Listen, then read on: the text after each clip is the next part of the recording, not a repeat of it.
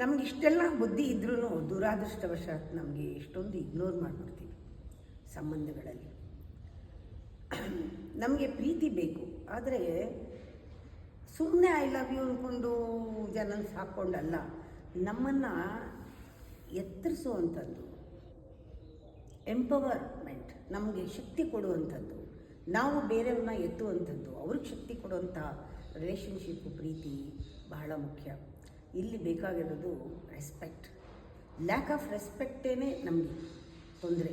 ನಿಜವಾದ ಪ್ರೀತಿಗೆ ಗೌರವ ಬೇಕು, ಆಮೇಲೆ ಕನ್ಸಿಸ್ಟೆಂಟ್ ಆಗಿರಬೇಕು, ಸ್ಥಿರವಾಗಿ ಇರಬೇಕು. ಒಂಥರ ಎಫರ್ಟ್ ಏನು ಹಾಕಿದ್ರೂ ಕೂಡ ಕನ್ಸಿಸ್ಟೆನ್ಸಿ ಇರಬೇಕು ಅದರಲ್ಲಿ. ಆಮೇಲೆ ಒಂದು ನಾವು ತೊಡಗಿಸ್ಕೊಂಡ್ರೆ ಒಬ್ಬರು ತೊಡಗಿಸ್ಕೊಳ್ಳೋದಲ್ಲ, ಇನ್ನೊಬ್ಬರು ದೂರ ಹೋದರೆ ಇಂಬ್ಯಾಲೆನ್ಸ್ ಆಗುತ್ತೆ, ಸಮತೋಲನ ಕಳ್ಕೊಳ್ಳುತ್ತೆ, ಅದು ಪ್ರಯೋಜನ ಇಲ್ಲ. ಇಬ್ಬರಿಗೂ ಮನರಂಜಿಸುವಂತಹ ಒಂದು ಸ್ವಭಾವ ಇರಬೇಕು, ಹೃದಯ ಓಪನ್ ಆಗಿದ್ದರೆ, ಇಂಥ ಕೀ ಇಟ್ಕೊಂಡಿದ್ರೆ ನಿಜವಾಗ್ಲೂ ಪ್ರೀತಿ ಎಲ್ಲ ಕಡೆಯೂ ಸಂಬಂಧಗಳು ಸಕ್ಸಸ್ ಆಗುತ್ತೆ.